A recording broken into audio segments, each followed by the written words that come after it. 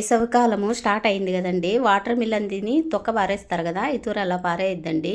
దీనికి కావాల్సినవండి పచ్చడికి కొద్దిగా ఆయిల్, శనగపప్పు, ఉద్దిగుండ్లు, నువ్వులు 2 టేబుల్ స్పూన్లు. ఈ తొక్క అంతా పైందంతా జివరేసి తెల్లగా ఉండే కండ మాత్రమే తీసుకోండి.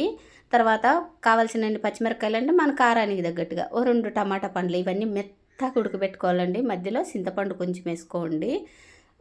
1 టీ స్పూను జీలకర్ర వేసుకోండి. ఇదంతా బాగా ఉడికినాక అంతా మిక్సీకి ఇదంతా అట్లా ఉడికినాక మిక్సీకి వేసుకోండి. మిక్సీకి అయినా వేసుకోవచ్చు, రోట్లో అయినా దంచుకోవచ్చు. నేను మిక్సీకి వేసాను.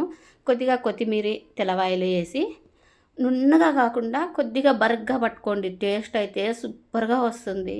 దీంట్లోకి పచ్చి ఉల్లిపాయలండి కట్ చేసి పైగా ఇట్లా వేసుకోవచ్చు. లేదంటే మనము మామూలుగా తిరగవాత అయినా కూడా పెట్టుకోవచ్చు. చపాతీలేకి, దోశలేకి, అన్నంలేకి సూపర్గా ఉంటుంది. ఇతూరి కలంగరకాయ తెచ్చుకున్నాడు, ఇట్లా ట్రై చేసి చూడండి. చాలా టేస్ట్